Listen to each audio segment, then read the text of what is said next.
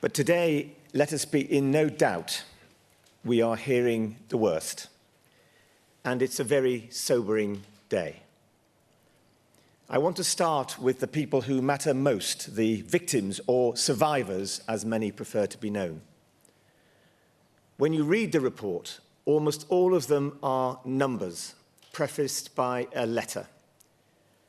And what we've all got to remember, though, is that every one of these is an individual with their own thoughts, their own traumas, and their own terrible story they've been dealing with for so very long.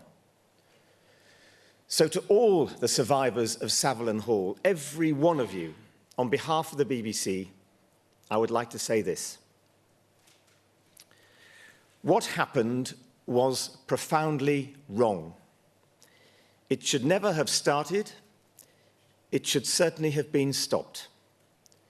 Whatever the circumstance and background to it, and clearly these reports explain this in some considerable detail, sexual abuse is sexual abuse. It can never be excused.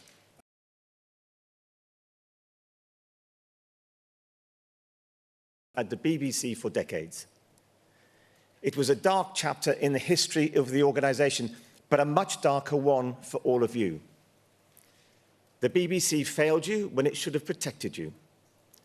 I am deeply sorry for the hurt caused to each and every one of you.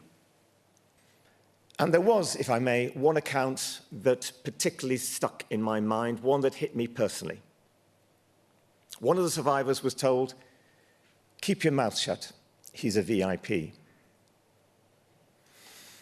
This hit me because it made it so very clear that we, the BBC, did that. Jimmy Savile committed many crimes in many places, but uniquely, it was the BBC that made him famous. We made him a VIP.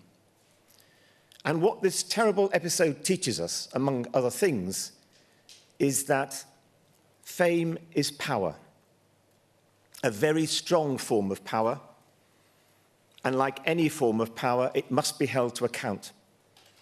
It must be limited. It must be scrutinised, and it wasn't.